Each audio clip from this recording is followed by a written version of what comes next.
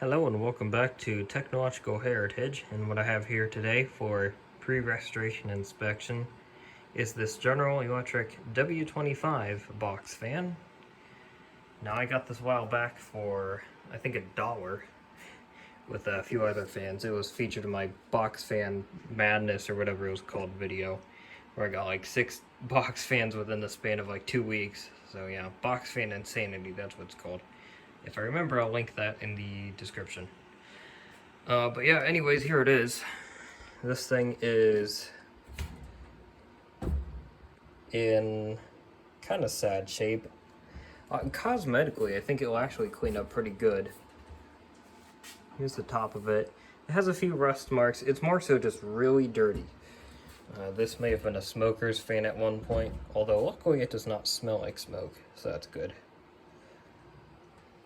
Get a look at the blade there, and see all the filth just caked onto the blades. And this fan is a tad out of balance. It's really not bad as far as these GEs go, because I know they can get real out of whack.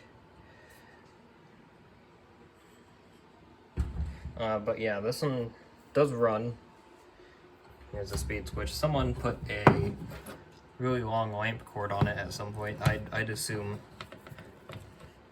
probably around the time they got the fan itself, because it is an old cord. I think it's an Eagle. I have one just like that actually, in ivory. Well, that's besides the point. Here's the side. I showed the top, the handle. Obviously it does have the handle, which is nice. And it's in pretty good shape. I think these are made of nylon. Could be wrong. I'll probably leave it in place when I clean the case. Maybe I'll heat it up and remove it to clean. I'll see. And let me see if I can flip this here to get the information, because the information tag is still there. There we go. This has three of its original 4 feet. One is missing, but that's really good because it's preserved the bottom of it. You see those 2 feet there, and then a single one there. It is missing one there. It's also bowed in there. It's obviously been dropped. Oh, in fact, I can see exactly where it's bent out. That was done purposely to make up for that foot. I'm gonna bend that back out and just put a new foot there. But yeah, those feet being there have helped preserve the bottom of the case, which is good.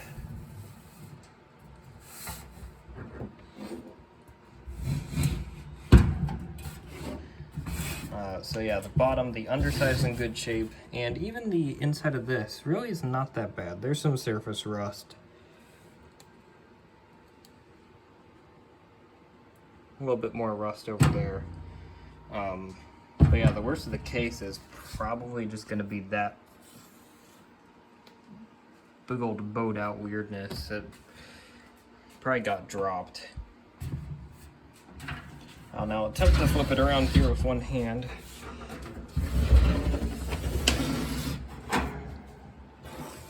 Here we go. Here's the back. And get a good look at the blades from back here. You can just see all the cobwebs and all that, and you can see where whoever put this cord on went through and just wired it in there. They did a good job. They even reused the strainer leaf. I need to make a video on how to remove those. It's really not that hard. But yeah. Looks like one of the clips was lost, so they replaced it with a zip tie. Fair enough. Actually blends the case pretty well. That's funny. Yeah, I originally would have had these, which I think those are plastic actually. I thought those were metal. I know these are plastic. You can see just how like yellowed the wire is, and I think that's nicotine glaze. And here's the bottom of the cabinet. The camera will focus in there. On the back side. Come on. Okay, well, you can just about see it.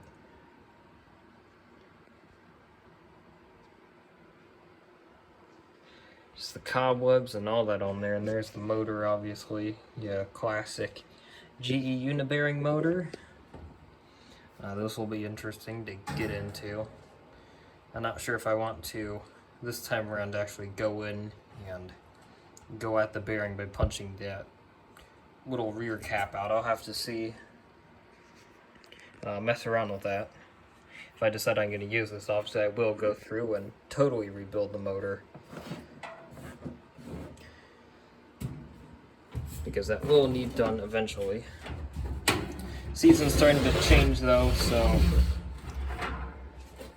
it's not going to be as nice out, and I usually varnish my motors outside where there's good ventilation, so that might be a project for next spring. Now I guess I'll fire it up and then we can close out the video. Here's your speed knob, and actually when I got this fan, that little tab there was not in place, so the knob was like at an angle like that and it kept falling off because the switch wasn't indexed properly. I had went in and fixed that. So low, yeah, mechanically it's really healthy actually. You know, just a very slight imbalance, and I can see a little, the blades might be a little out of clock, so that might be the issue. Medium.